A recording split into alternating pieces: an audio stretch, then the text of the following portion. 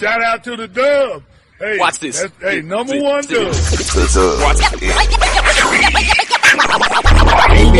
Football talk is a big hit. Sunday nights to Wednesday nights, we striking a match cause we lit. Y'all know the name, we call it the Dub. On Friday nights, it feel like a club. Getting that VIP treatment on the sideline, they showing us love. Great interviews, go hoods, put it in work, go good. Texas youth and high school talking to page on Facebook, hold up. Coach Carr that's still on the scene, giving advice, he do what he mean. Jay Mack, we be on the scene, rocking the gear, it's so clean.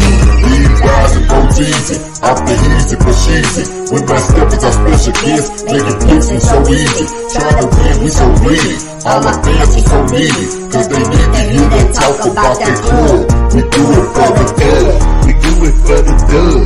We do it for the dub. We do it for the dub. That DF dub. We do it for the dub. We do it for the dub. We do it for the dub. That DF dub. Welcome to the Dub, number one high school podcast starring Pat O'Teasy, Jeremy McInnes, Coach Carr, and Brian Riser. Well, all right. What's happening? What's going on? Welcome to the number one talk show. Speak out. Speak out. Speak out. Speak out. Speak out. Speak out. Going to the next round. Get ready. Hey, I'm Reginald Sample, 6A Division I state champion. I just want to give a shout out to the Dub, my favorite podcast and program. Ron Murray, Mr. High School Holler, K104, the biggest out at the 214 day camp. Big shout out to the Quentin Jackson, you know, the Duncanville all-world quarterback. It was good. It's the Quentin Jackson. Shout out to the Dub High School Podcast. Big shout out to the Dub, man. I see y'all making moves and doing what y'all need to do. What? Yeah! Yes, sir. Shout out to the Dub, episode 127. No jersey numbers to fit that, but we are in the building, man. Excited to be back. We almost got the whole crew back. We working on it. What it do? Coach Carr in the building. Mr. Seagoville girls football head coach extraordinaire. What's going on with you, boss? Oh, and you're muted. Muted. Happy 127. Okay. Yes, sir. Am I muted? No, you good now. Y'all can hear me? Yes, sir. All right. Happy 127, man. Absolutely. Dub salute. And Dub salute to J Mac, the biggest Mac of them all, man. What is going on, boss man? Man. Salute, man. Happy 127, man. What can I say, man? I couldn't stay away. You know what I'm saying? So I figured, we got my guy coming in. Number one, I was afraid they might leave you hanging. So I said, let me show up just in case. I don't want to leave Pat hanging. And also, we got my guy on, man, Kenny, man. I want to chop it up with Kenny, man. Kenny always a good guy to chop it up with when it comes to DFW High School, for sure. Absolutely. We're going to dig into Friday Night Glory and what's going on with them and how it started. Also, man, shout out to our sponsor, our first sponsor, Maniac Prince, 214-924-7776. They actually work with school districts. They work with the Forney School District. They do shirts for them already. So if you got a school district out there that needs some work, you got playoff shirts, championship shirts, you need shirts for whatever, faculty, PTA, whatever y'all need, man, y'all shout out to my people at Maniac Prince, 214-924-7776. We also have another sponsor that's about to come on board, and it's a tax service, so we're just working out the details on that. And there's a possible another sponsor about to come on board from this barbecue spot, man. So y'all stay tuned, man. Everybody's ready to tap in. They love the Dub, and they want to show some love. So if you have somebody out there that wants to promote their brand, no matter how big or small, just holler at us at the WDM, J Mac, myself, Coach Carr, B Rise, any of that. We got an email. I don't think we ever used the email, but we actually have an email. I have to pull that thing back up. Yeah, I don't know where that's at. Scammers probably took it over by now. Hey, and I want to give a shout out real quick to Hampton Uplift Prep. Our youth league was able to use their field. They got a brand new high school field. They're going to have a brand new high school program. Their coach is Coach Brandon Carr, former Dallas Cowboy. We was the first team to ever play tackle football on this field with our teams this week. Freaking awesome atmosphere, beautiful stadium, beautiful field. So, man, big shout out to Hampton Uplift out there in the DeSoto area, even though the address says Dallas. Exactly. Yeah, dude, because that's right there before you get to the car wash. So technically, it is Dallas. Yeah, technically, and if you trip over a stoplight or something, you're in DeSoto. So, that's it, man. And then, man, hey, he's got to be stopped, dog. He's got to be stopped. I don't know what's going on with Jesse White. They done put a brand new tool in his hand, and he's sitting out here just clowning all our local coaches, man. He's got to be stopped, man. I don't know what the hell is going on with Jesse White and why he has so much angst in the Metroplex. But look, and my favorite coach, man, you can't do my favorite coach like that, man. He can't do Claw like that. I ain't gonna lie. I was a little nervous. Well, I didn't, I think the power will maybe cringe a little bit more than Coach.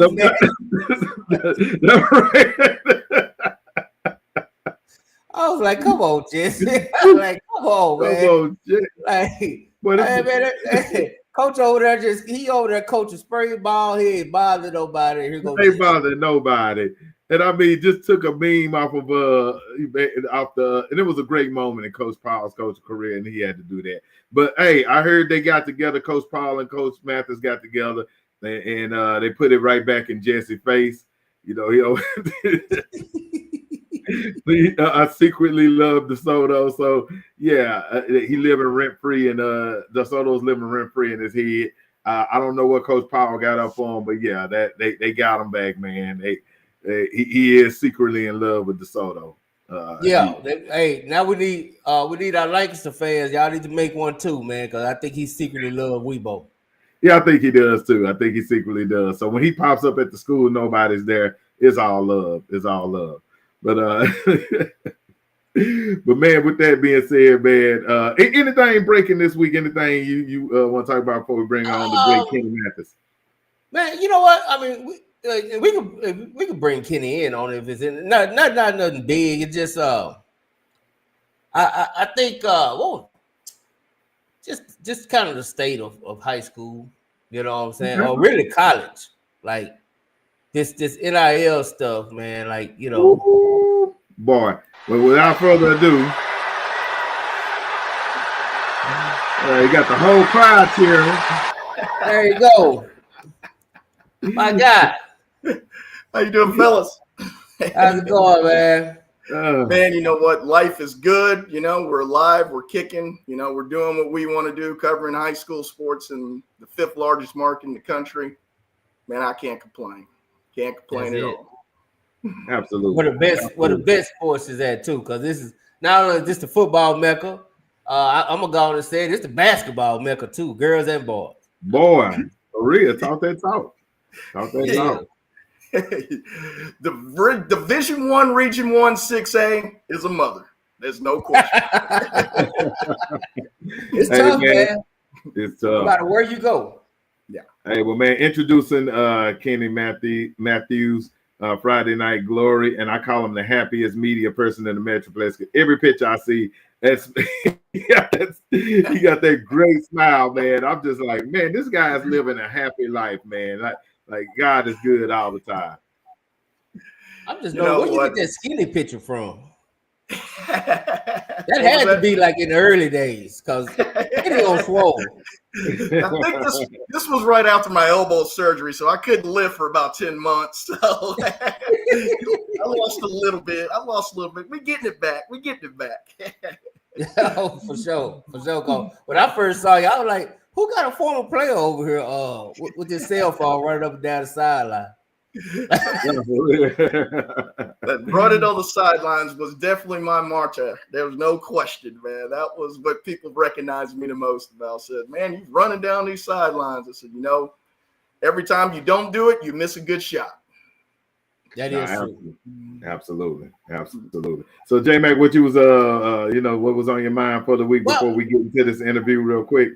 Yeah, before we dig all up in your business, Kenny. I was just wondering how you how you feel about this NIL stuff. Just like I heard that it made it to Congress. They talking about putting a cap on it or limited it or however they're gonna do it, which I think it's gonna be hard. But just how do you feel like that the NIL and the transfer portal, and how do you see it, or have you seen it affect what's going on with what we doing right now in high school?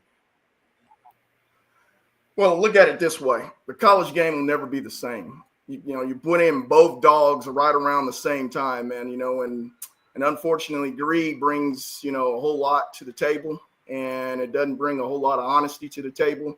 And I call it this, I think we're getting your information is called, it's a lot of it's just kind of being miscalculated, overpromised, under your results are not what you think they're going to be. And I mean, I know that I'm not the old guy, get off my yard guy, but everybody keeps telling we get so much more information now. You can get information right this. You can get your phone and get information.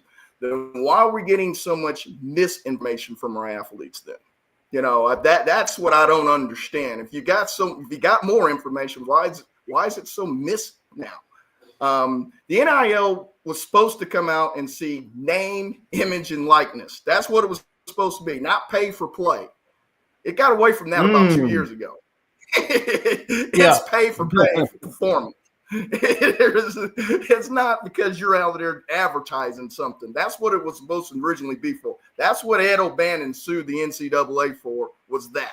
They were making money off of his game, his likeness on that basketball game. Again, now that you have it here,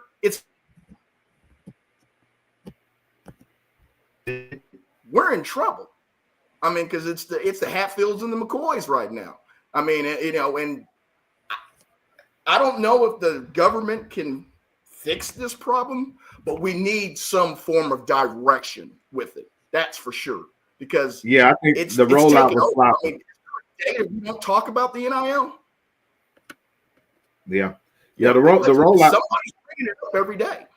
Rollout was sloppy. I think I think the collective was probably the best way to go with it, where everybody benefits and it's one pool, and then you can kind of benefit out on your own name, images, likeness by doing other stuff. But where kids are just going and demanding this and demanding that and transferring from a team, almost transferred from a team, put themselves in the portal before a freaking playoff game. That's just absolutely asinine. And you're depending on 19 and 20-year-olds to be responsible with it.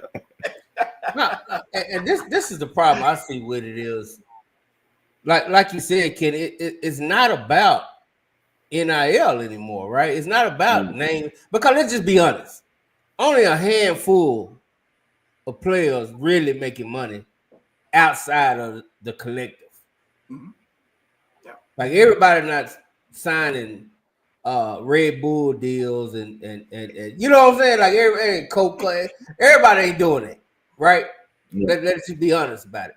So I think, and like Kenny said, it'll never be the same. And me personally, I don't think they're gonna ever be able to put the genie back in the bottle. Like it's over with now. Like this is what it is. Like let's look at the Tennessee situation. That's really what I wanted to get to, right?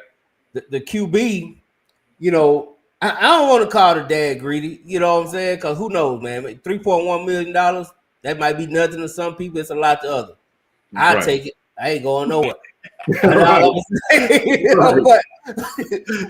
to other people, it ain't enough, right? So I just think that the fact that they taking it to the point where in the middle of spring ball, you decide you want to hold out. Actually, the end of spring ball. I mean, that's and now because the team called your bluff, and because I believe that this is what's gonna happen. I follow Dez Bryant on Twitter. I always think Dez give out a lot of jewels. I'm working to get him on the show, but Dez good on Twitter. Dez give a lot of gems, and he said something. He said they're gonna treat him like the NFL would do a player, which means they're gonna blackball him. Nobody's gonna pay him more than what he was making at Tennessee. Right. Well, we signed with UCLA supposedly today, or late this afternoon. Now, UCLA were saying that they were balking at that $4 million number, obviously, that he was wanting. So let's just go. Let's say it's $2.5 million. Okay, let's just say that just for argument's sake. Now he's back in the state of California, which is state income tax. He's lost money already. He's lost money already. He's lost money already. If it's at 2.5, Yeah. And now the problem I have two problems with it, and I'll be brief with it. He signed a contract with Tennessee in high school, so he got money paid his senior year in high school. Okay, so it's contract. You and I both know we sign a contract, we honor the contract. We can't get out of our contracts, period. Right. Doesn't matter if it's overvalued or undervalued. We can't get it. If we weren't performing, Tennessee still got to pay you. If you're overperforming, still they got to pay you the same amount. It goes both ways. Right. My second problem I have is this, is that if you're demanding to play more games than you're supposed to be scheduled to do, if you're the University of Tennessee, you're supposed to play 13 games a year. That's an SEC championship game, right? Well, they didn't play in the SEC championship game last year. So that first playoff game should have been services rendered anyway. Right. Bailed out anyway. Right. So there was no leverage either way that he had it. He just thought that, this guy's making $4 million back down in Miami. This guy's making 3.7. He hears these numbers, and that's when Dad says we should get you more. But we don't know if those numbers are valid. No. Right. There's no difference. People say they got 2 point. They might get 1.3. It might be 1.2 after that. You're going off of what I say, misinformation, trying to make an educated guess of what your value is. It's wrong. And I think that is the goal was to get to the NFL in the past. Now I think the goal is to get it ain't no more. Yeah. It ain't no more. It ain't no more, 3 bro. years ago. That's what it was. Yeah. 3 years ago. It was so, and this is what, and I know Willow probably got a good, I'm pretty sure he got a take on this, but it was always about, these kids can't even buy lunch. These kids, they can't wash their clothes. These kids, they need some spending money. Excellent. These kids, so okay, right? Let's get a kid some money. Now, only problem I have, because I don't never have a problem with nobody making money. But what my thing is, and the question I have is, when has the goal changed? You see what I'm saying? Narrative changed about 3.5 years ago, I think. Changed. People said I think the college athlete was betting on himself coming in now, and he predicts that he should be worthy of this amount of money, even though he hadn't earned it. Now, I know you get drafted in the NFL, and they haven't earned anything either there, but it's a projected. That's a system that's in place. They didn't have a system here. So it was every man-eat dog world. That's what it was. And I said, now when you get tampering on top of all that from other people or other players or other coaches or, whomever, that just muddies up the waters even more. So they hear this defensive back that may have been second team SEC making $500,000 a year, and the first team DB was making maybe $350,000. He's pissed. He's sitting in his dorm room in his apartment. He's like, I'm getting underpaid. I need to get my money. I'm getting screwed. Hey, damn the NFL. I'm not making my money here. It's like the NFL when they say you get a signing bonus, but they cut you after 2 years. Your guaranteed money is the signing bonus. It's not the amount of years and the salaries that come with it. So I think that people are trying to get all this money up front now. Right. And say, okay, well, let's get this money, let it start working for us. We'll feel comfortable we're going to work. But everybody don't get that kind of comfortable money. They don't. So I just don't understand where the loyalty ended and the selfishness and greed started to take over the whole system. That's the problem. Shout out to Coach Lynn, man. Coach Lynn, you right. That used to be the goal, but I can tell you now, you don't even hear people. You can't even get people to lie no more about it. Like jokers ain't even talking about free education no more. They damn the education. I'm gonna go here. I'm gonna take basket weaving and ballroom dancing, and I'm trying to get paid. That's all it's about now. Go ahead, Willow. Go ahead. It's true and not true. All right. I think you have a different level of athletes. And I think the money separates the two. And what I mean is you have the guys that saying, hey, well, I want to go to the league. Like, yeah, it is good money, but it ain't league money. You know what I mean? And I think those guys don't necessarily care about the right now money because in two things, they're going to make that money if they that dude anyway. So if you that baller, you're going to make that money in college. Arch ain't tripping. You know what I'm saying? That what Jay say, that ain't even my baby money. My baby mama money. You know what I'm saying? Like that's baby money. So when they get ready to go to the league, that's that wealth building money. So I think it's two different mentalities. One, you have an athlete that never had anything, and now that you see them, it's going to hurt their draft stock because now the decision makers in the NFL are looking at all this now. How is this kid going to be when he get money? Is he going to stop working? Is he going to keep working? Is he going to be a problem? You know what I'm saying? I think it's now these NIL agents, right, who are self-driven. They're about them. They don't necessarily care about the athlete. They say, let me get you more so I can make more. I don't care what you mess up. So I think it's a combination of everything, right? I think you have the really good athletes who are always going to make that money. They're going to make it at the next level. Your Travis Hunters, those type guys. I think those guys are those guys, right? University of Michigan, they might have two corners go first round, but you don't hear them. Two defensive linemen, Mason Graham and Will Johnson first round, but you don't never hear them or anybody at Michigan talking about, oh, I got to go make more money. Right. Like there's no school on a Saturday that's making more money than Michigan at home. So right. 106,000 fans. Million. Yeah. You see what I'm saying? But you don't see those guys saying, hey, I'm finna dip and go here for more money. I think it's going to be the culture, one. I think it's going to be the opportunity for those kids to see themselves, hey, think about it. If I go here and I can play for a national championship, my value goes up. So you're going to start seeing more of those teams. The haves going to have more. The have-nots going to have less. But again, you're talking about life-changing money for 18, 19, and 20-year-old who probably came from a single-family home who doesn't see it. And then I just think with this quarterback, I think his biggest problem is probably his daddy. And I don't even know.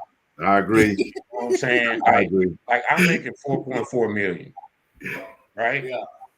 The University of Tennessee already said, dog, you don't even come to autograph signings that we have for you. You don't even show up to those, and we still caking you. Let's be honest. You got blew out by 31 against Ohio State in the big house. And didn't do nothing. They weren't ready to play. Right. So that didn't do. Yeah, like we're asking you to at least keep us competitive in those games if we're playing you $4.4 million. So I just think that it's a lot of everything. It's greed. It's everything that's good with sports. It's everything that's bad with sports. I think it's kind of like the Wild Wild West where we're just kind of going through everything right now. And we're kind of seeing it, you know what I mean? Like it's a lawless time. Man,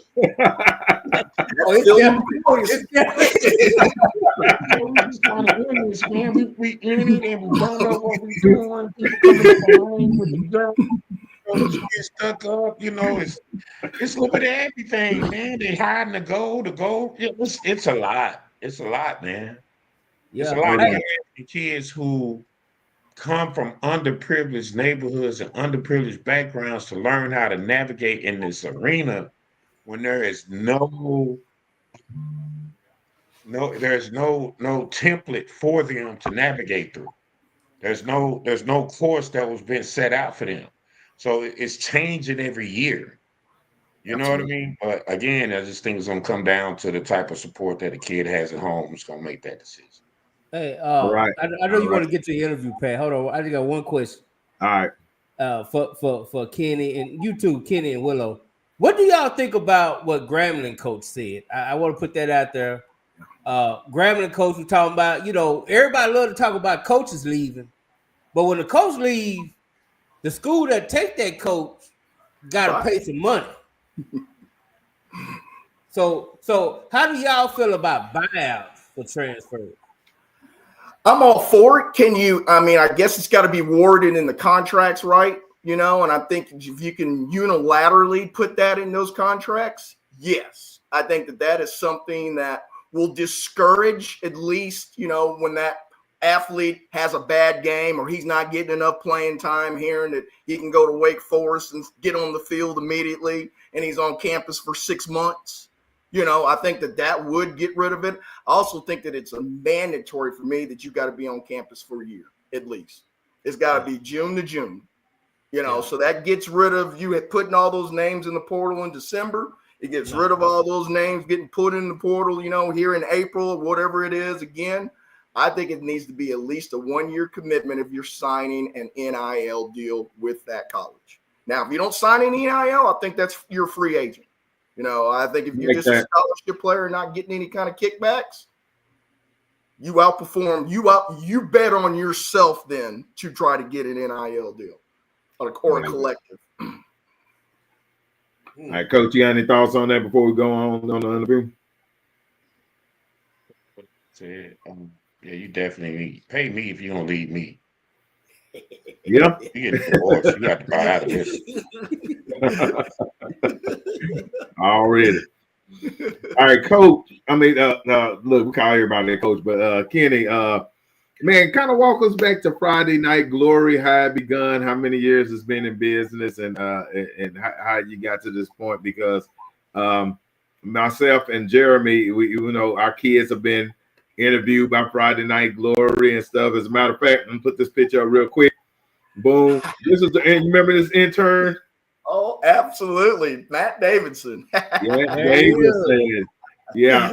Matt Davidson, he interviewing Trey Seegers here. This is my son, number 27, next to him. He interviewed him. And then Cam Holloway.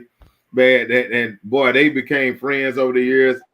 As a matter of fact, Matt actually worked for me as a referee over the last couple of years. So we continued the dialogue, and he became a ref for me and did a really good job as well. So what can you tell me about this young man? Then we'll go over the history. Man, Matt Davidson, we couldn't pay him enough. He kept having kids every other year, it seemed like. He just had a baby last year. Yeah, Matt was a good guy, man. He came over, if I'm thinking right, he started maybe a year or two before Samples got to Duncanville. And so he was kind of our Duncanville kind of, him and DeSoto. He did DeSoto, Duncanville, Grand Prairie area for a long time. Yeah, Matt's a real good guy, man. And then he's the PA announcer, I believe, at Grand Prairie now, at the Gopher Bowl now. And he does basketball too. But like I said, he's a real good guy, very passionate about sports. He works with Mark Henry on a couple of podcasts throughout the year too still. So he still kind of dabbles in the media. But, yeah, he had to go get something where that check was coming in on the 1st or 15. He had a whole lot of mouths to feed. He sure did. I'm telling you, he just literally had another baby, bro. I'm serious. I don't know how he did it. I said, man, you're going to need 2 SUVs now to take all those kids around. All right, so walk us to the history and how you guys started. Yeah, this is our 14th year, and the co-founder and president is Randy Edwards. And I was going to Newman Smith games. We had a mutual, the head coach at Carrollton Newman Smith at the time, Paul Ressa. He's real good friends with both Randy and I hadn't really known Randy at the time, but he saw me on the sidelines a lot at the Newman Smith games. So he came to me back in the 14 and almost 15 years ago. It was about in March of that before we started, and he said, "Hey, I'm thinking about starting this company. I want to get interns involved. We want us to train interns while they're in school, get them to do some interviews, get him to try to do some taping, to do some editing and things of that nature. He said, would you be interested? Heck, I was paying to go to these high school games. He told me he'd get me in free. I was like, shoot, man, where do I sign up for it? So we started doing the Carrollton schools there for the first couple years. And then he came to me and said, hey, why don't we start branching out and doing some other schools? We've got some people that can do the Carrollton schools. You can do some of the Carrollton schools yourself, covering wise. And so we did football for the first couple of years. And then that's when we went into basketball. And then he had asked me, he goes, well, now that we're getting enough hits, do you mind doing, all the sports, baseball, softball, football and basketball? And I said, absolutely, because that was kind of my dream when I was going to college, when I was a little kid, was to get in to be a sportscaster. It was just a no-brainer for me at the time. And it's been a blessing because we've had a lot of good interns go out and do some things, really big. I think about Nick Harris now. He's writing for the Cowboys now. He interned for us for 4 years, and he even still helps us out from time to time now. It's a blessing to see these kids fulfill their dreams. You're just a small part of it, at the time, but it's, you kind of live through their lives later, as they get older, and it's a job that keeps giving. And then the relationships, obviously, I've made with the media people, it's been wonderful. I mean, I tell people all the time, we do this because we love it. On the high school level, you're not getting rich covering it by any stretch of the means. And there's always this misnomer that this is our full-time job. No, this is not our full-time job. We have full-time jobs to pay mortgages, that we have to have. But we all do this because of the love of the game. And I know that sounds a little corny, but it's truly emphatically why we do this stuff. No question. There's no question at all to me. Absolutely. Yes, sir. Absolutely. And I respect what you said, because Matt Stepp always say that too. Like, no. This ain't my full-time job. This ain't he's over at Dave Campbell's, he said. So I had somebody tell me, I was like, no, bro. I drive a truck for 11, 12 hours a day, bro. I do not cover high school football. I can remember Matt Stepp and Matt Diggs were running the old coach's website, 16, 17 years ago, and that's how we were getting our high school information. It's from that website, that message board, and that was before I even got into the business. So, those guys have been grinding a heck of a lot longer than me. But, yes, it is the love of the game for them. They call the professor because Matt Diggs is a professor. That's what he does for a living. Yeah, that's what he does in the banking industry. That's what he does for a living. My goodness. So the idea, what sparked that idea? It was just, like you said, just getting in the games free. Randy thought originally that he could get into this and we could do some simulcasting some games, because we're right at that point in time, people were not doing that. And so he was like, when we can get a vehicle where we can do a DeSoto game, but we can make it available for parents that live out of town, or grandparents or uncles that live out of town, so they can still watch their kid. Now, at the time, we just didn't have the money to really do it up right, kind of like what NSHS is doing now. We needed to have more capital, and we didn't really do it. But that's where the vision kind of started. Then we kind of started saying, well, why don't we just kind of be a stepping stone for some of these the younger kids, let them kind of get their feet wet into it. Figure out if you want to be in sportscasting. I think a lot of kids say, yeah, I want to do it. But we've noticed over the years, they don't put the work in it. They want that instant gratification. And sometimes it's not instant gratification when it's August 26th, you on that field and it's hot on that Saturday over at the Soto Field. So it's people think that things are not, they don't earn some of the things. They think they should be given. And that's where I have that's my biggest issue, I think, that I've had with the modern day intern a little bit, is that they just don't want to pull up them bootstraps and get down there and get dirty and do it. I say, hey, you need to get in there and do this, that. You tell me you're going to do it. You need to do it, because in this business, all you got is your word. That's all that you got. If J Mac tells me he's going to do something, I don't have to follow him up with a bunch of text messages and calls and say, hey, did you get it done? It's you just say, when do you need to be done? And it's generally early. And those are the ones that stay around. Those are the ones that you can depend on. And that's why I tell them all the time. I said, your word is the last thing that I heard. And on a text message or a call or whatever it is, that's the last thing I heard. I said, you can build up some credibility with me, sure. There's no question.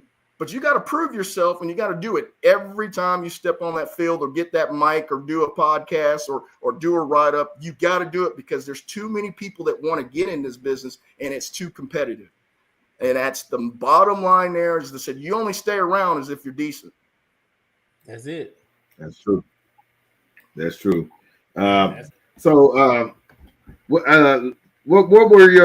the well, let me ask you this. How do y'all make money in the business or whatever? Because, like you said, a lot of people assume that everybody's when they see media, like, oh man, they making that money, they doing that thing, and they don't realize the struggle is real. Hell, we just got our first sponsor after 3 years. The struggle is real. Well, I'm glad you kind of brought that up. I work for, I do stuff with Channel 5 Inside High School Sports. I got a little section with them, during the fall and here and even there, Channel 5 is having problems getting sponsors for, high school, which, everybody, it's a misnomer that Texas high school, man, everybody's a hotbed at once, but sponsors are not buying into that. They're not. There's a disconnect somewhere there. Because Channel 8 had their show on for 30 years. They had to cut their show off because they couldn't get sponsorship any longer. I see NBC saying the same thing, the following 3 months later. So there is a disconnect somewhere in there, and I don't know exactly where that is. But for us, this year was when we decided we would go with a pay site this year. And the memberships have been good. So you can get our old material and you can get our new material at the same time. And that's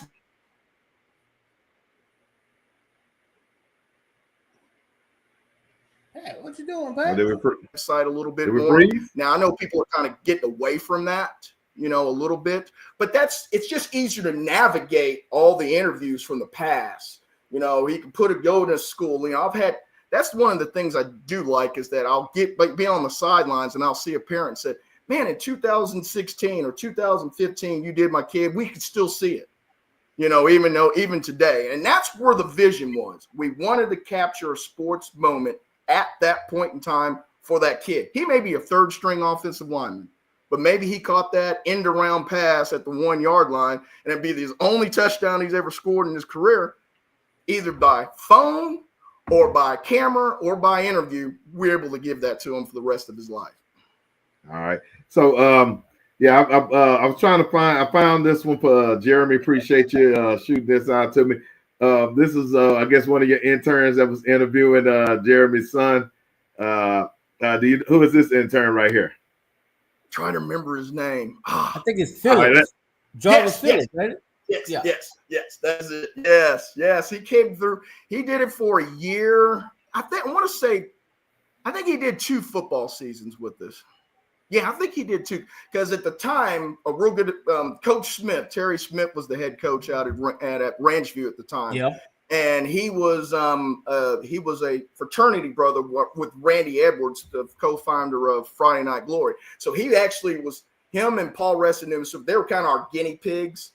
Man, they would give us equipment. They would give us access to all their their athletes. And boy, believe me, we needed to do that because man, we were very gray, trying to set up stuff and do things. I mean, we were messing up, stumbling, bumbling, but they were so patient with this and they allowed us to kind of grow. Believe me, it was not an easy transition. And people say, well, it's so easy for you to interview people. Man, I was nervous and knew it was just on tape. It wasn't live. We could edit it anytime you want to, but yeah, you get the butterflies. I still get butterflies when I'm doing state championship interviews after their press conference. I said, to me, I think you have to have a little bit of an edge and nervousness to you to bring out the best in you. Once you think you've got it, that's when you're going to get hooked. That's what you got. So, and you want to be the best for the athlete because you don't know if that athlete's going to have that moment again. Yeah, and the athletes is nervous. Like this interview right here, that was my son's first time interviewing, so he was studying all over the place. Let's see what this sound like. Let's see if we can hear it. Hi, my name is George Phillips. Can I hear it? We're here at Ranchview High School. And tell me, you played some of the things that you all have been practicing that you've been want to get better at. Basically, we've been working on our technique, making sure we get our fundamentals right, make sure our spacing is right, our keys, receiver, what type of route, the basics, really. Right, that's good. That's good. With the basics going on, how do you feel that you all are going to be this year? I feel like Ranchview is going to be great. Last year they had a good season, 9-3, second round of playoffs. Then it was so well, but this year I feel like we're picking up on it. Coach Smith got a new group of guys. You feel good about the season. I feel good. It's a great season. Great. One last thing. The leadership on this team, I can tell that you all did share some leadership. You all are pretty close. How important do you think that will be for this upcoming season? This team, it's bonding. It's getting better together. But a lot of kids moving around and stuff. Like more we come together, the leadership. It's gonna take care of us. All right. Thank you. Now the funny thing about it is Jeremy's son sound more polished than the interviewer, so we He did good. He did good, man. Yeah, he did good, man. His son had some great professional answers. Yeah, he was excited, man. I remember when he did that interview, and I ain't gonna put it in the comment, but my nephew Javon, he did one too right after him. Nice. And I think they both were better than the interviewer. And what's so crazy was he went to Carter, right? Yeah. He went to Carter, and my son and my nephew, we had just moved out to Ranchview from Carter. Oh, okay. And they had talked, and it was all cool when they was before the interview, but then in the interview, it was just like, I told my son, I said, hey man, just be happy you did it. I said it's in the archives now, so once it hit the internet, we can always find it. Yeah. All I know is that cat ain't been that skinny. My letter served the communities in the North Texas Metroplex area for over 40 years. Yeah, independent. No doubt. Boy, look, I'm going to find the one. I'm going to try to find the one for the end with Matt Davidson and my son, because he was really good. He was a great interviewer and stuff like that. Yeah, those went really well. That was really good. And the thing about it was, for sure. And the thing about it was that you guys kind of I gave these kids some extra because they wasn't getting that from nowhere else. I didn't see a Friday Night Glory style format before then. And when my son was like, hey, I got an interview on Friday Night Glory, he all crunk about it. And then we saw it. I was like, oh man, it just felt like a big thing, man. It was like instant credibility if you got interviewed on Friday Night Glory. So like you said, the archive and evidence stuff, man, that's a beautiful thing. And I think y'all accomplished what y'all set out to do.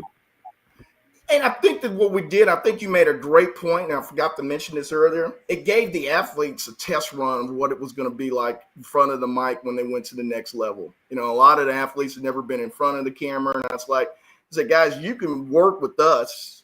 We can get through your mistakes here now, so that when you get to college and it is live, it's not your first time. You're not peeing your pants. You've had a mic in front of you. You've done this before. You know what to expect. So that really helped, because I can tell you this. Billy Bowman, now is going to be in the NFL next year. He was by far the most quiet interview that I had ever done. It was one answer he answers, left and right. And now look at him. He looks like a polished NFL player when he does interviews. So, it works. It does work. You just have to work it. And I think that was one of the things we wanted to try to do for the athlete too. And that's been a success, no question. No doubt. And so what's the next level? What are you guys trying to do? Like I'm kind of surprised, because I know y'all been around for quite a long time. I'm kind of surprised that y'all don't broadcast games yourselves or anything like that. Well, the NSHS kind of put that lockdown on that. They kind of, they were gonna charge us to try to do games where that was just, I'm not gonna speak bad by them. I mean, that's what they did after COVID. I think that if COVID never would have hit, we would have been able to take off at that point in time because we were building some capital. We were getting to the point where we were going to say, hey, we're going to do a Frisco game of the week, for that, especially then because that district was so competitive football-wise. We were going to be able to do that. Then we were going to be able to do other games. But then when, the COVID hit and UIL made the deal with NSHS to do their games, that put your side guy out of business at that point in time. He really couldn't do anything less. And then, they were going to charge us $400 or $500 to do regional final games at Wilkerson Grimes for basketball. And I mean, that's not a money proper. That you can't make money that way. You just can't.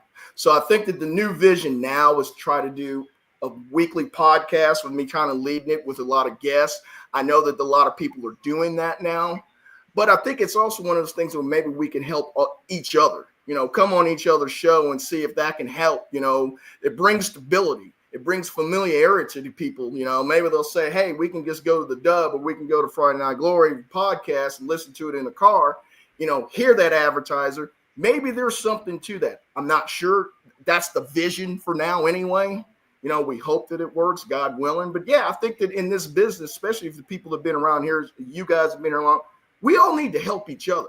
We're not adversaries. We're here we have the same goals that, to help put more people and eyes on high school sports in the DFW. That's what we want. Yes, sir.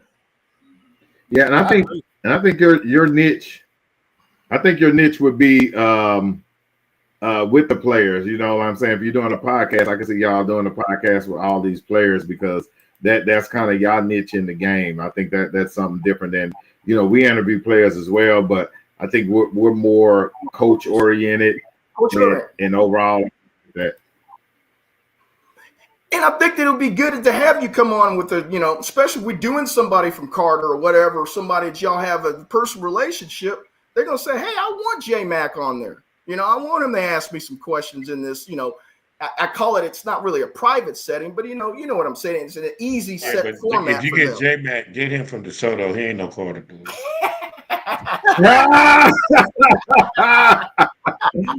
I got. Hey, he ain't built like that, man. He ain't built like that.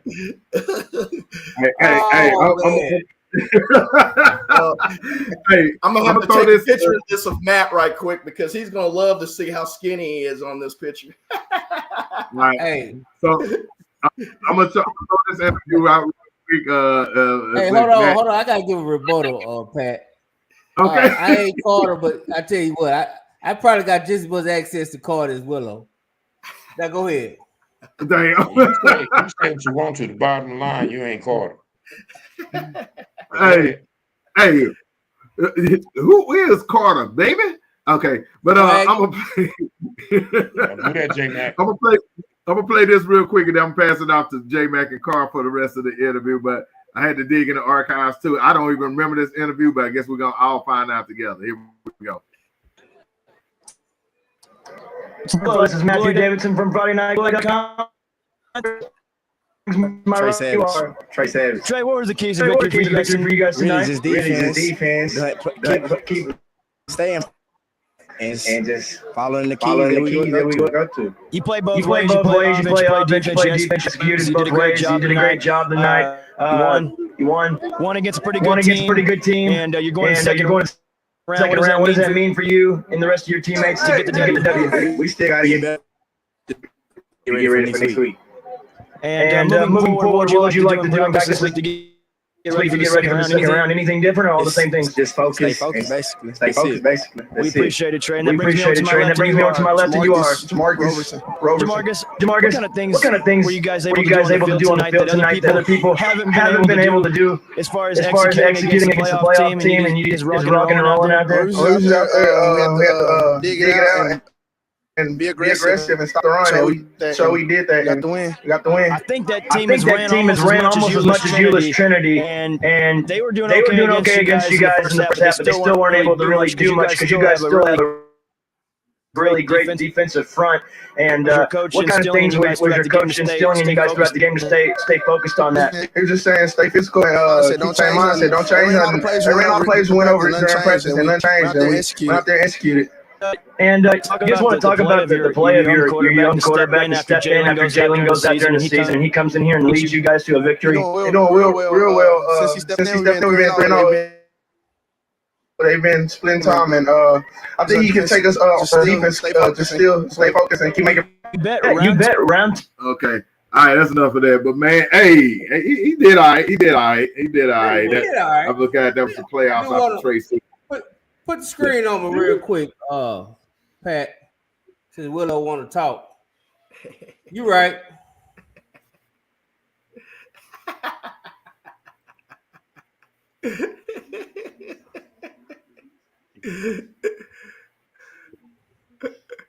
Oh, that's funny.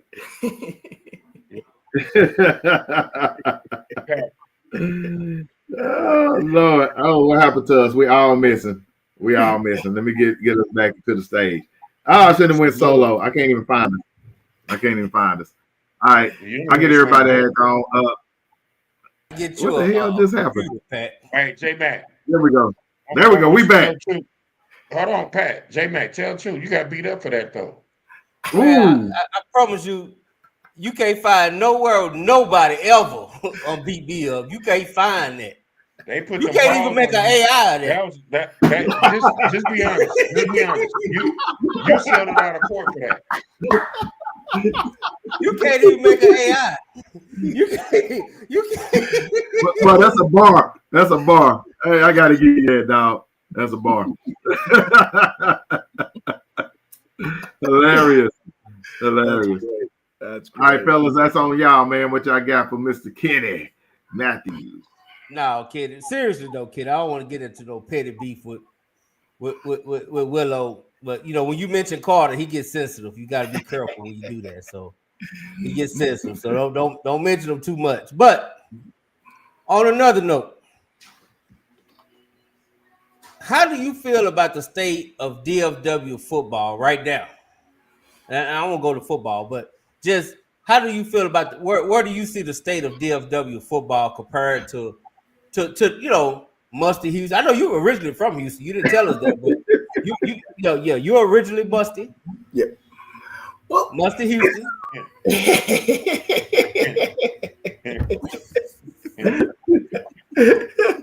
Yes, I was in H-Town. I would have went to Westbury High School at the time. I would have stayed there. Hey, was Houston as musty back then as it is now?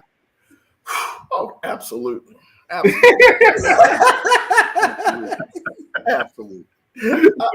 tell people all the time, the best shot of Houston is that rear view mirror. You finally got a Houstonian to admit it right there. They finally got it just in time, because I would have gone through 1-9 and 2-8 season my junior and senior year if I stayed. And believe me, I wasn't good enough to get us a couple extra W's and something else. Oh man! Mark Henry done perked up. Yeah, Mark don't like when I say that, but you know, Mark. Let's just be honest, brother. That's why you up here. Good deodorant though. Mark got good deodorant. Yeah, he do. You know, and he takes a lot of showers on 45 before he heads back to town. Yeah, he hit the different stations hard. One thing about Mark Henry, he covers Houston just as hard as he does the DFW. And when he covers Houston, he got to stay in Houston. Yep, that guy is committed to both of them, and he will do just as good a job in Houston as he will do here. He's another intern that was in FridayNightGlory.com. I'm so proud of the work that he does because he's tireless. I mean, he's tired. He does. He's solid. He's my dude. That's my guy. There's no question. But no. Back to the original question. How do you see that though? The DFW scene. I think that what we have now in the DFW, I think the difference between Houston and DFW right now is just numbers, pure numbers.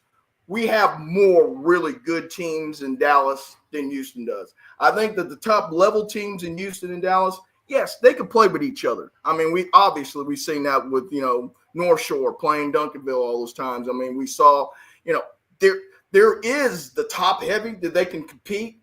But I mean, when you look at the DFW market now, when you can look at a Lone Star perennially getting to the 4th round and all that, I think if they were in the Houston area, they've been in some state championship games now. And when you think top level teams in the DFW, I don't think Lone Star comes first to mind. It really doesn't. Or take for instance what Waxahachie. Look at what Coach Sandy's done here in the last couple of years over there. He's in that district of doom, but he's making a name for himself over there when you can pluck people off rosters in that quadrant. Wow. He's doing something there. I mean, so, if Waxahachie can make another little step up with Cedar Hill, I mean, show me a district in the state of Texas that compete with those 4 teams week in, out.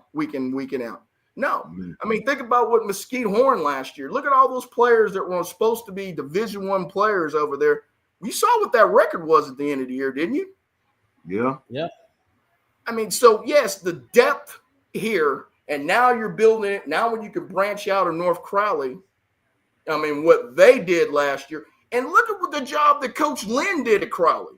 Yeah. I mean, he gets pushed a little to the side because Coach is hoisting the trophy 3-4 months ago, but Crowley's very competitive. I mean, so it's just when Trinity can take a step back, but the Metroplex can go up, that tells me all I need to know about what the Metroplex is all about. When a Lovejoy now and, when Rockwell Heath could take a step back, Lovejoy replaces that. There's always somebody to replace a perennial good team, and then we're not even talking about what the Fedora does down there in Highland Park. I mean, so it's Arlito. I mean, it's just, I mean, I'm glad you brought that up. 2 years ago, when Alito was 3 years ago, when they were in a championship game, they walked by when I was on the field. And they had like 210 players, the JV came out there. I looked at them, and that was the first time I said, their size matches North Shore and Duncanville. That was the first time I said, there's somebody else in the state of Texas that can match them up physically. They didn't have the skill position guys that those two schools had. But in the line of trenches and the line of scrimmage, I was very impressed. And now look at it, Coach Buck leaves, Robbie gets one. So, I mean, they're not going away, So there's not enough in Houston as it is in the DFW. I'm not trying to minimize the talent level in Houston. It's its numbers are not right. Yeah. Yeah. And Houston is the only thing that stay close because let's just be honest, man. It's San Antonio, West Texas. No, maybe East Texas. East Texas got it, but at Central Texas, I do like some of the teams in the Austin area. I do like a lot of those teams in the Austin area. I will be honest. I think Austin got some good football down there. Yes, they do. I mean, Vanderdrift obviously can play some ball. I mean, so I think if you're talking about somebody maybe could rival Dallas maybe in a few years, I think it's that budding economy in Austin. People keep moving down to Austin. I think that would be the one that can sneak up on some Dallas, in time. I think Houston, I think that it's, they're pigeonholed a little bit in Houston. Yeah, I think there's too many Katy schools. So you're spreading out the talent in Katy now. Now, I know a lot of them are still going to Katy, but, when Coach finally retires at Katy, are they going to keep going there? No. So I mean, it's just I think that Austin could be that hidden gem, that could really get, I mean, how they won a state championship this year. So yeah, I mean, it's I think that there will be the one rival, and I think San Antonio, the numbers are just not right. It's spread out. I mean, when you and I were growing up in here, Judson was the number 1 school in San Antonio. I mean, they were perennial, getting to the state finals, if not winning it, losing in the state semifinal games. I mean, they're 5-6 deep. Those days are over at Judson now. Sadly. That's true. Yeah. Go ahead, Willow.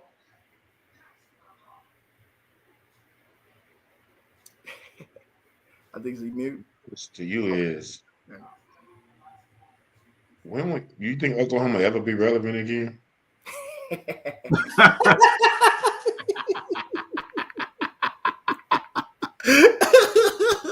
I'm glad he did it, not me. That hurts. That hurts. That hurts. Like Matt Stepp said, he said, then they used to sing the spring, sell out the spring game. I was there this past weekend. There's 16,000 there. So it's like that might be a stretch. I thought it was more like 16. Well, I thought the official was 5-5. 16,000. They claimed 16,000. I don't know. I can't tell. Include the players and the trainers and the coaches. Oklahoma's problem is right now they're stuck in that no man's land right now. I think that they're kind of shifting gears from they want to be SEC ready, but they're not SEC ready. And that name is not going to carry you in the SEC. The talent carries you in the SEC. That talent level has to be upgraded. It has to be upgraded. And in this day and age when you got NIL and you've got your best, you got your rival University of Texas that can write out big checks. You got your Tennessees that can write out big checks. Oklahoma's going to have to step up the NIL game for them to compete at that level. College Station, College Station, the same way. They can pony up money. And we talked about it before. Like it or not, it's here. So you got to play the game. Yeah. I mean, you have to.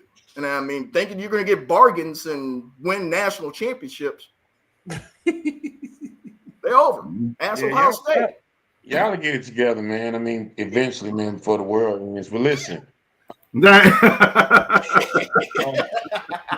that was a drive-by. Hey, man, Lydia finna come for you, Willow. I'm just bad.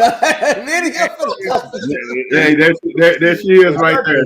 Not funny. I'll take my lumps down. That's all right. I'll take my lumps down. But I said, if they do get up there, I said, that you think I'm smiling now? Oh, Lord have mercy. I know. Listen, we're going to kick you while you're down. So throw that sand in my face. We definitely gonna get some licks in. So here's a question I have you a little bit more on a serious tip. So when you first started clubbing high school football, could you ever envision that there would be a run like SOC and also a run on black head coaches that are successful? No, because I'm glad you asked that question because I remember when I first started. Carter, Skyline was the big dog over there in that area. So, I was there when they lost on the onside kick over there at Ford Field. It's yeah. You remember the fight? Did you? They say you the one who brought the fox.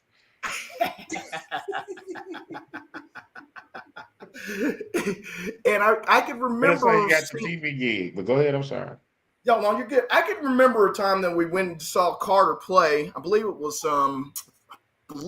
Kimball, and we were surprised at the numbers of the players on the sidelines. That was the first thing I went, wow. If they get a couple guys hurt, they're in trouble. They can't go hard in practice, Monday through Thursday because they got to save it for game day on Friday or Saturday, and that really worried me. But then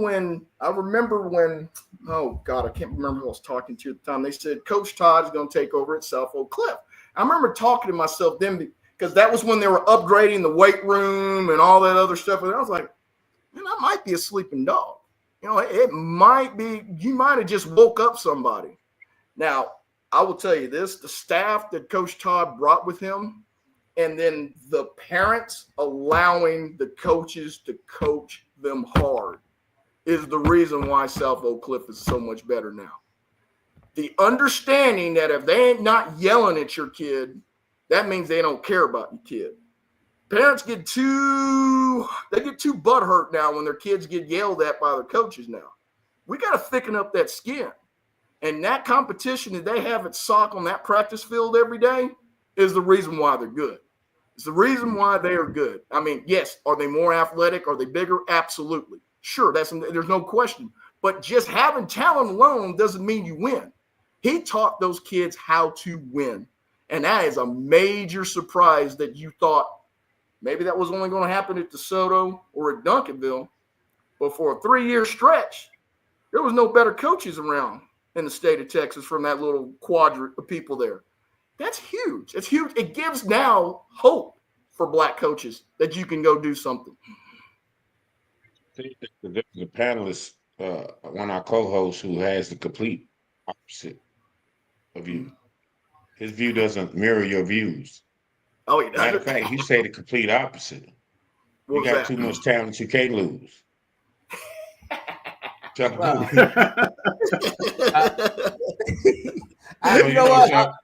You know what? Kid, I'm not gonna drag you in that mud. I don't want you to be any part of that. I ain't even gonna bring you in part of that. Yeah, that's a so separate discussion, kid. Because we both know you. I caught what you said. Yeah, you said it very dignifiedly. You know what I'm saying? So we ain't got to go no further. But let's not get it twisted. And on the black coaches tip, I'm happy to see them everywhere. They everywhere now. Let's just be honest. Mesquite is all black now, except for one. We ain't never seen that. Crowley, both of them, right? No. Arlington, I think, got what are they got? 3 or 4? Mansfield just hired another one, so they got 2 or 3. So yeah, I'm happy for all of them. I think that Coach Sample said something when he won it 2 years ago that I really thought was key at the press conference. And he said this. Somebody asked in the media, hey, black coach, you got the first verse in this. And he stopped them. He says, why are we always saying the first black coach or the black coach did this, that? No. He said, it's just coach. It's not something in front of it. He says, we don't say you're the 150th white coach to do this. Or, you're the, he goes, why are we putting the label in front of it? Why can't it just be Coach Sample? He says, I understand it was pioneer what I did, winning. But he goes, we got to get rid of that stigma and that label of it. It's just Coach Sample. It's not black Coach Sample anymore. And I think that he's getting, I shouldn't speak for him, but you could tell that it kind of burns him a little on the inside, having to always say something about that. It's just Coach Sample to me. It's pioneer, Hall of Famer. Yeah, I think that's true too. However, on the other side of that, as a DISD kid, growing up at DISD, going to Carter High School, and seeing what our coaches had to deal with and how many white coaches that we had to play against and how that whole dynamic was what it was. So for us to be 20, 30 years removed and we still have to talk about that or say that, I think is the reason why we say it. Right? Like let's not take away our historical facts. Now, as Coach Sample's an OG, he an OG black, white, pink, purple, or orange, right? Yeah. I think we all know that.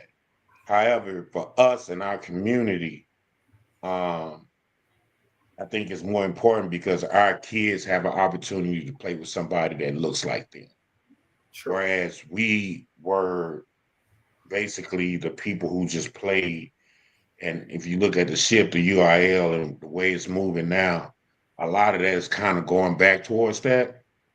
Mm-hmm. So I think for us, we got to make sure we stay cognitive of moving forward and understanding where we come from. But Coach Sample is right. I mean, I'm coach at the end of the day. And I don't think nobody going to ever not say that he not coach, except for J-Man.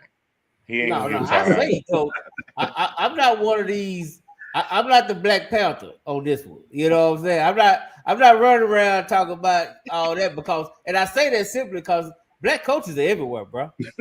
like when Coach Sample was coming, he was the only chip in the cookie.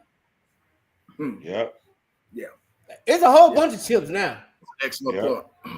You just go. You ain't gotta. You ain't. If you live in Mansfield, you don't have to drive way to Pleasant Grove to watch a black coach play no more. Hell, it's 5 or 6 right there. Yeah. So that's what I think Coach Sample is saying. Like at some point we got to turn the corner and understand that all these coaches are coaches. Now let's just say this coach did this and this coach did that and this coach is winning this and this coach is winning that. I feel Coach Sample when he said that. Kenny. I really did, because I remember when he said it, and I understood what he meant when he said it, because he said that after they beat DeSoto for his 150. What was it, 150? Yeah. Yeah, he said that then. So I understood what he was saying, and I agree with him, because I ain't gonna say I don't think it's special, but it ain't the same, because he beat Coach Mattis, and Coach Mattis is a very successful black head coach. Right. I think we all have our arch nemesis, right? The only reason why I feel the way that I feel about it, everybody entitled to their opinion. I just think that we don't celebrate us enough. We give us asterisks, whereas we give other people passes. I feel that. And for us not to, it's kind of like that kid to say, "Oh, you cocky, you shouldn't be like that." You want me to apologize for being as good as I am, and not be confident and happy in my skin for what I've done? Most of the time when people tell you don't do that, they're just trying to neglect or deflect from what you have done. I don't think it's a lot of us that have won state championships. Yeah, I don't even think it's you can count them on 10 fingers. I don't know that. No. I think you count them on one. I think it's only 5. So that alone, in the greatest sport in the state of Texas, that is ran by us. You're only talking about 5 that have won it. I think that, and 3 of them in our neighborhood. Yeah. 4. Really? James. Yeah. Because North Shore, they hadn't done it yet. Not as a black head coach. No. So I think that's why. I mean, I understand what Coach Sam was saying, because he wants to push the envelope forward as he should. You know what I mean? Because let's not deny that had he not had the type of success he had, we wouldn't be as black coaches moving forward the way that we do. I agree. That does play a role in it. Yeah, it wouldn't be four black head coaches in Mesquite if it wasn't for Coach Sam. There you go. Yeah, exactly. And the winning is important, because I remember we was talking about, and you're from Houston. I think I've even asked Henry about this, about who is that superstar black coach in Houston. I don't know who that is. And we got it's Randall now, right? I was about to say this won the state championship this year. Right. So, but that's not necessarily Houston, right? Richmond Randall, yeah, that's all right there. Yeah. It's Fort Bend. It's not his own school district. No. Well, it's Houston area. That's the same as if we call in Duncanville, DeSoto. Duncanville, DeSoto. Yeah. Okay. Yeah, but what I'm and maybe he's third year. Yeah. But in Dallas, we've been blessed to have a bunch of legends or whatever, and we got 3 of them just off the I-20 corridor, 4 because I'm gonna count North Crowley off the I-20 corridor going past. So you can't forget Coach Freddie James. I don't know what's wrong with you. Oh, my bad. Yeah. And I went to that state championship game. Started it all. Yeah, that's the one that started it all. I went to that state championship game, saw Freddie James and Michael Irvin and the coach. If it ain't no Freddie James, it ain't no Reginald Samples. I agree. And it ain't no, I agree. And I mean, he even influenced Coach Todd as well. So we definitely gonna rock with Freddie James. And my respect to my coach back then, Coach Darian at Belt too, man. We couldn't get past the Willie Darian. Yeah. I'd like to ask Coach a quick question. Do you think that the success that we've had in the area with the head coaches, that's actually, I think the label used to be as the black coaches got short leashes. Do you think the leash has gotten a little bit longer in, say, the last 5 or 6 years with black coaches now? Yeah, because you have a lot more that are successful. You know what I mean? You look at what Gates was able to do at North Crowley. You come in and you look at what Lynn does at Crowley, right? You know, my man that came from John Tyler, look what he did at Chisholm Trail, right? You know, you have to keep looking around and around. Jack at West Mesquite, right? You know what I'm saying? You have to keep looking and seeing all these coaches that are getting Bam and Kimball, right? There are a lot of us black coaches that are getting these programs and are very successful. Now, I think a lot of that too is a lot of our kids a lot of our parents want our kids to play for somebody that look like them. And if they can do it in the neighborhoods that they grew up in or wherever, I think it really helps. So I think that yes, they do because A, they can get more kids, which is why URL is kind of doing what they're doing. And B, you know, we got some really good coaches. Because you got to think about it. This is the biggest part of it, which is I think a lot of people forget. We're not that removed from segregation, right? So we're not that removed. And when I think about my coaches, Coach James, Coach Walton, people I played for, they're all HBCUs. They come from segregation. They lived it. They know what it's like. You know what I mean? They didn't have access to what we have access to be able to go off to college, go to a PWI, open, you know, colleges now opening their doors, you know, really talking about, you know, helping you understand schematics, helping get new concepts, the whole nine. The flow of information is different. Whereas information used to be hoarded, right? So I think a lot of that it's the levels to it, and I think the evolution of the black coach is what is going to allow us to survive longer. I like that. I agree with that. I agree with that because I know that it was limited to those coaches like Freddie James. It was a miracle, you know, for them they had the talent, but you know, back then it was always kind of that thing that they didn't have all the information, technology, whatever they needed to be as successful as your traditional schools that were making it, Odessa Permians and stuff like that. So that's kind of the standpoint I see where coaches coming from. Hey, I just want real quick, man. Shout out to Coach Jinx, man. I forgot all about him down at Sabalo Steel. You know what I'm saying? Coach Lee said Coach Robert Woods. You know what I'm saying? Freddie James. Man, there's some great names y'all throwing out there, bro. I'm not even gonna lie, man. Like this, Allen Wilson. You know what I'm saying? Like that's dope. That's just dope, dog. I can't lie, that's dope. And them the old days to see. This is where I separated Kenny. Like this is why Willow always take a shot. You wonder why my co-host always take a shots at me? It's because I believe in separating stuff. You know what I'm saying? Like I'm not comparing Coach Todd to Freddie James. That's bull. You see what I'm saying? That's bull. So these coaches, when you look at Allen Wilson and Freddie James and all these coaches had to go to black colleges and leave the black college and go straight to a black high school. Coach James took over Carter when it was all white. So think about that. Okay, but he still was at a black college. No, that's true. Yes.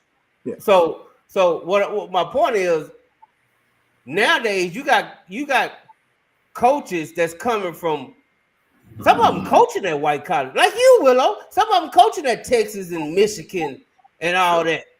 You know what I'm saying? That's coming back to high school. Yeah. But see, that's what I'm saying. Like that's the difference now. So you got to think about Sock for an example. And Ward was a GA at A&M. You know what I mean? Ward was, a GA at Utah State. So he has that higher level of thinking, that higher level of knowledge, right? So when he brings it back and throwing his own little spin on it, it's highly successful. One of the things, because we were taught, and what I had to learn this year was being able to take a less talented person, a less talented athlete, and basically go against the rules that I've been learned in order to have this kid to be successful on this football field. So, prime example, I had to coach a 5'6", 260-pound D tackle, and he made first team all district, and the district was Sock as a sophomore. But I had to go against what I know and what I prefer and what I like, and coach what I could coach based on the skill set of the kid versus what he does really well and what he doesn't do. So I think because I've been all places, I could see things differently. Coach James, them, they never had that opportunity. Yeah, they might have had some people who say, hey, come learn from us because they want their kids. And there might have been people who say, it's like this. The greatest theft in sports was when integration came. And they took the black athlete out of the HBCU. And it changed a culture, a dynamic, a landscaping. Yes, it opened us up to so much more, right? But it also took away our biggest and brightest. So now what you have is those same coaches. We are the products of being able to go to Michigan and learn at Michigan as a player. We're able to do that, then come back and give to our own community. When Coach James and them left, they went to PV and they came back here. You know what I mean? So I think it's a little different. And you can't never talk about the first people through the door. They usually the bloodiest, right? They gonna take it all for us. So I think the door is wide open. But like you say, comparing a Todd and a Coach James to me is the same because based on where they are in their career and what they're facing within their career, they was the first to do something in their era. And to me, that's a commonality that you got to appreciate. You got to forget that, Kenny, man. Willow has he has to mention sock at least 4 times every show.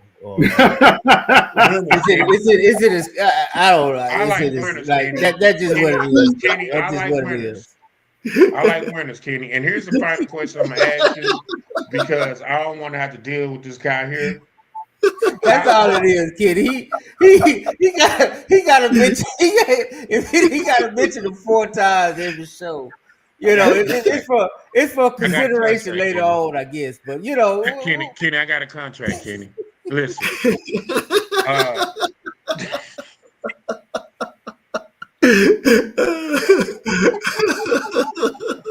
I don't blame him though. You notice I didn't mention Newman Smith much, so hey, you can't mention Newman Smith when your head coach is my face earlier. Yeah, your head coach is Jay Prince though. Yeah, Coach So Boone's a good guy, man. Yeah, great guy. Kenny, flag girls, flag football, man. You follow it any, man? When you gonna come out and cover it?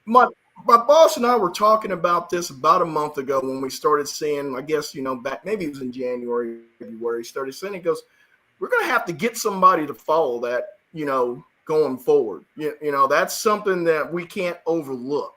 It's something that we're gonna have to get interest because I think this could be a diamond in the rough right now.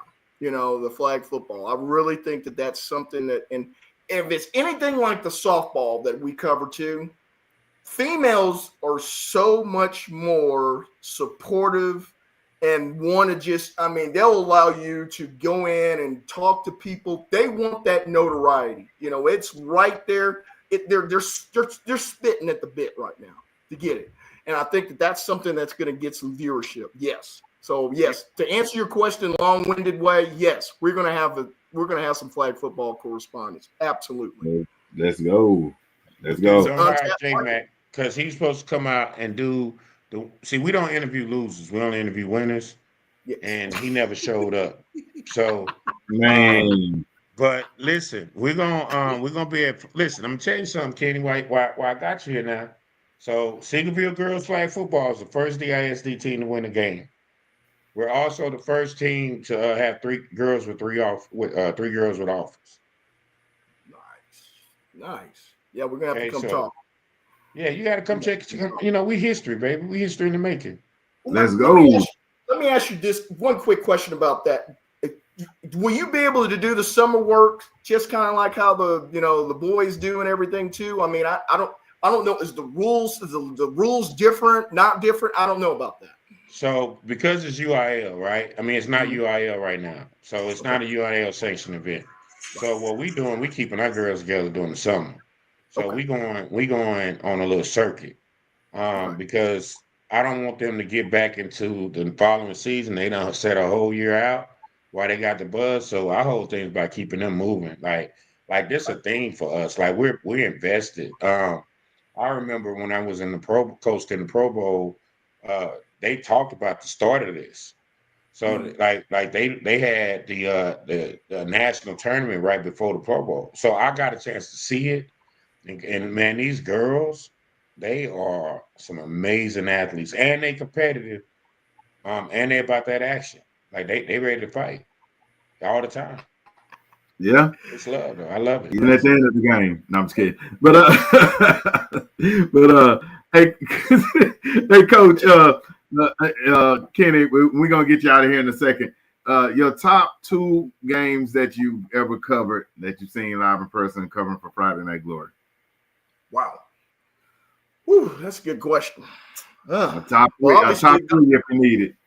Obviously, the first one's going to be North Shore and Duncanville, the Hail Mary. I happened to be on the North Shore sidelines at the 20-yard line.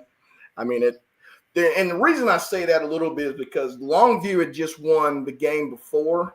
Yep. And there was a big buzz because Longview hadn't won in 70 years or whatever. Yeah. And it was a buzz in that stadium carried over. And I've not had that same atmosphere since. No. It just went into that Duncanville. I mean, it was the Hail Mary. I mean, I remember there was a student next to me and for North Shore, and he says, well, we're going to lose. And the guy on the other side said, you never give up. Well, if you remember before that play, they got the holding call. So the guy behind me thought that they were going to take time off the clock because it was holding against them. I said, they don't do that in high school. I said, it's just, you're going to be all right. So that holding call gave them extra room to make that play in the end zone.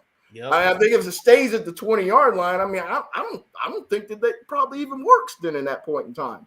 Yep. But yeah, that was probably be number 1 for me. I'll tell you another game that was, was it Fort Bend? I can't remember. Was it Fort Bend that beat Denton Ryan 4 or 5 years ago in the championship game where it looked like Rex Sanders almost going to make the catch at the 1-yard line? That had a lot of buzz for me too, because it looked like Denton Ryan was going to be back-to-back, and, they didn't get back-to-back on that. Another game, let's see. I'm trying to think here. I know I'm missing somebody when you come off top of hand. Oh, gosh.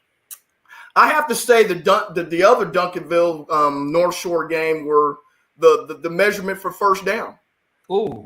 Yeah. I mean, you go to the timeout, and you're thinking, you're going, man, is he gonna get it? Is he not gonna get it? Because I mean, it was over. He got it.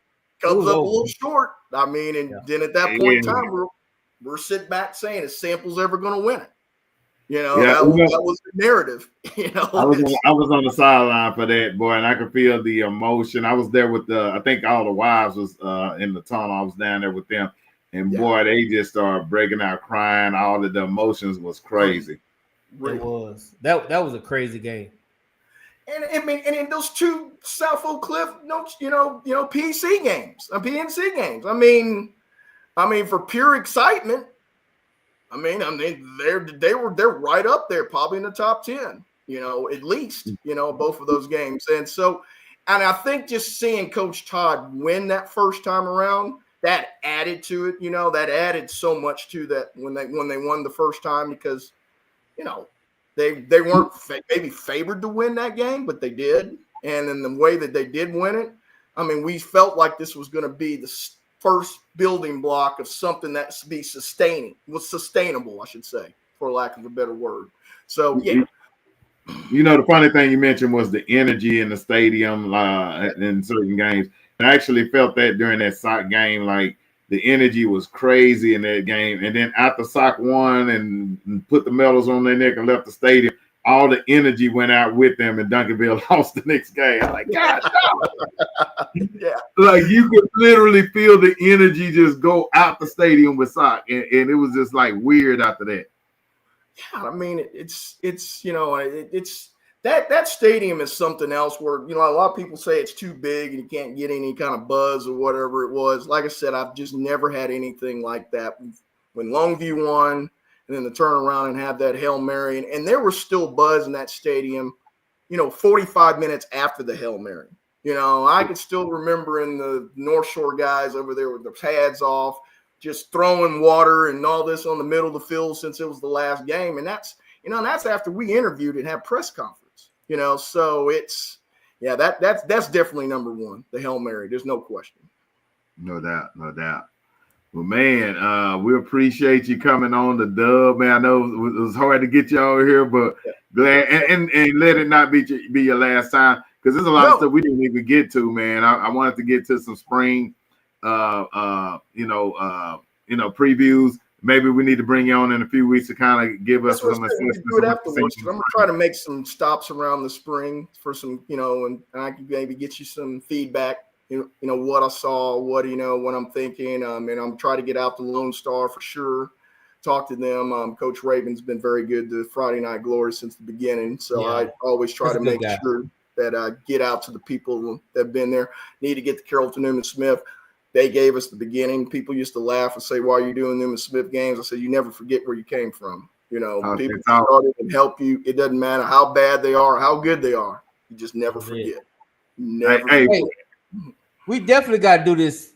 And I know I've talked with Mark about this, but we have definitely this year, we got to make it happen. We got to get this round table before the season starts. I like that. Yes. I like that. We got to get the preseason round table. Yeah. I don't care what platform either. Mark did one when he did his event last year, that Sunday before the season started. And that was really fun. That was probably the highlight of, what we did during that time. So a little Swaggy came out with his North Carolina. He was going to win it all prediction. hey, even though he went against it a couple times, he was right. He was right. He was right on. Definitely. You had 16 weeks people pulling against him. He was dead right. Dead right. That was hilarious. But yes. Then we need to do something like that because I think it's fun, and as I said before, and us media guys, we need to help each other. Yeah, we don't need to be on islands all by ourselves. We need to be coming in and we all have the same goal. Yeah, we promoting the sport, and yeah, we need to do that, man. I'm gonna get together with Mark and some more other guys. We need to go ahead and do that, man. I don't care. We could do it on however many different platforms. It don't matter. I just want to be a part of it this year. Sounds good to me. Absolutely. Well, man, hey, 127. Congratulations, guys, man. Your form is great. I listen when I can. Listen to you, and just keep doing what you're doing, man. The grind is real, but you know what? It's producing results, and that's all that matters to me, man. It's nice to see it. Before you leave, man, because I always ask every person to come on the show. When you first heard our show, what was your thoughts?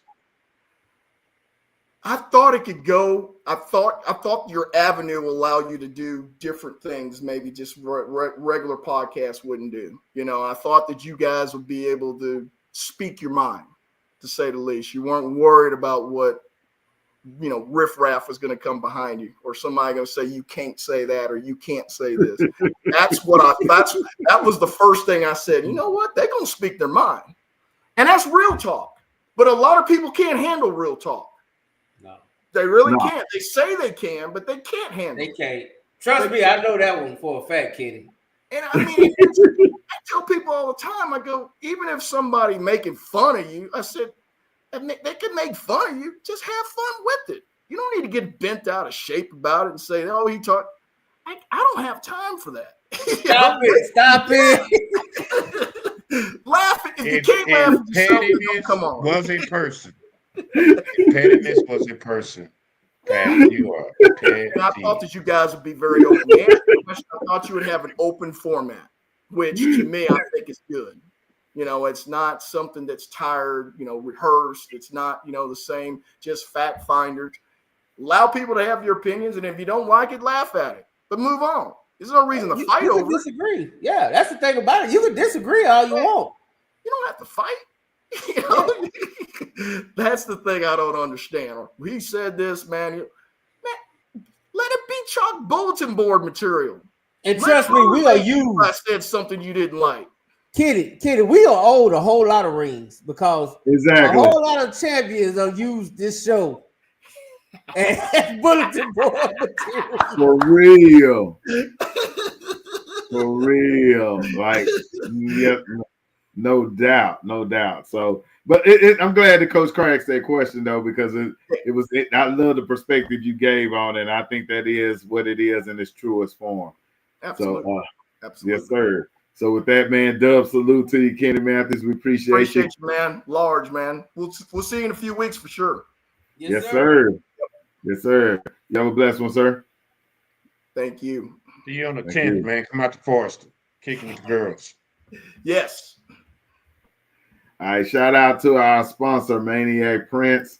And if I can see the banner, I can probably see the number. Here we go. Okay, 214-924-7776, 214-924-7776. They actually do stuff for the Forney ISD right now. So if your ISD needs something, you know, y'all going to the playoffs, PTA, anything y'all need, shirts, banners, anything like that, get with my guys at Maniac Print. They're located in Forney, and they are super quick. I went there and put in some prints, order for like 8 in the morning. And by 1 o'clock, they have my order ready, man. So they off the chain. Holla at Maniac Prints, our first sponsor. If you want to be a sponsor, hit up J Mac, DM him, DM me, Pat Boteezy, DM B Raza, or DM Coach Carr, and we will get back at you. Holla at your boy. It's going down. We appreciate that. And we got more sponsors about to jump on board. Yeah, I'm working on something for Sunday night for sure. Trying to add to it. We need Sunday night, but you can't be too sensitive. We need Sunday night, and we already gearing for the pickle on Wednesday. I'm trying, but they don't want to do it yet. So we might be sponsored by E&J by the time.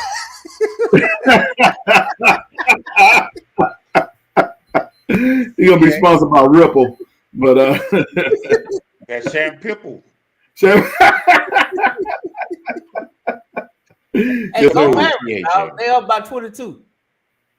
Who, the Mavs? Yeah. Man. Well, I ain't gonna lie, I watched them one time since Doncic left, man. I'm just like, that stuff's still weird to me, bro. But I ain't even gonna go on that tangent. Support them boys, man. I mean, shit happens, right? I mean, you can't not support them. Jason Kidd a hell of a coach. He is. He's a hell of a coach. Jason Kidd is a hell of a coach. And they're healthy now. Yeah. They're a healthy team. They play a great defense. They up by 22 or down by 22? Up by 22. Man, so they got one more play-in game, huh? Yeah. Look like they're going to be playing Memphis. Yeah. Is that in Memphis? Probably so. Oh, more than likely, yeah. Let's go. Yes, sir. Hey, Raymond, you want to go to Plucker Saturday? Huh? Let's go. What time you play, Willow? We off this week, man. I was gonna go out to watch a team run fast and turn left. Where? Which one you going to? They in UTA. Oh, the regionals. Yeah, regionals. For who? 5A? Yeah. I think that was Matt Step going. What you trying to do, man? We can go. We'll be out there in Arlington, so we can stop by our spot. Yeah, we can stop by. I tell B Rise, man, we can stop by there. Yeah. Hey, Raymond, go on and get that diabetic cake ready. Yeah, on point right now. Man, what time y'all going out there? I got football all day with the big U. I couldn't even go until after 7 when we finished. Yeah, we might still be there by 7. Cause pluggers be taking their time getting you seated. You got to take time. Yeah, just hit us up. Shoot. We'll be there. We out here. We out here. Hey man, now, everybody ain't invited to my birthday hangout. I ain't even gonna lie. I don't want to see a whole lot of you. So if you know we don't like each other, you ain't invited. I just want my homies. Hey, I mean everybody come. You can come, Miss Lydia. Everybody come. I know sometimes you know. I didn't want to be faking the folk out here, so I'm good with just the ones that I know fuck with me. That's it. You say all 4 or 5 of them. Huh? All 4 or 5. All 4 or 5. Yeah, that's it. I'm good. Man, hey, episode 127 is in the books. It was fun. Me and J-Mac got to go down memory lane with our sons and all that. That was dope, fun. Man. That was dope. And Kenny Matthews, he's dope. We didn't even, bro, we had a pregame show and we talked about a lot of stuff we didn't even talk about on the show. I knew we wasn't gonna get it all, man. It's just too much. It's too much. And we had them for an hour and a half and probably didn't even get half of it. But it's just a whole lot when you get somebody with that much, you know, with that much, you know, knowledge in the game, man. It's hard. Hey, we still getting stuff out of Matt Stelp, and he's been on for 3 years. No, for real. For real. So we appreciate everybody. Hey, in the fall, I want the parents to be part of this show. I want y'all to start shooting some highlights to us. We're going to do a dub top 10 plays of the week. So, man, I know y'all out there recording y'all babies with them phones. Record it in portrait mode, sideways. Do not record it up and down, or we'll not put it on the show. Record it sideways. We'll put the top 10 highlights of the week on the show. Show your baby doing something, sack, dancing, interceptions, touchdowns, whatever. Great pancake block. We want it all. We're going to put it on the show. So the top 10 where you guys get involved for the fall. So look forward to that as well. Other than that, Dub salute. We out this thing. You see them trucks popping. We do it big boy style up here too. Mama.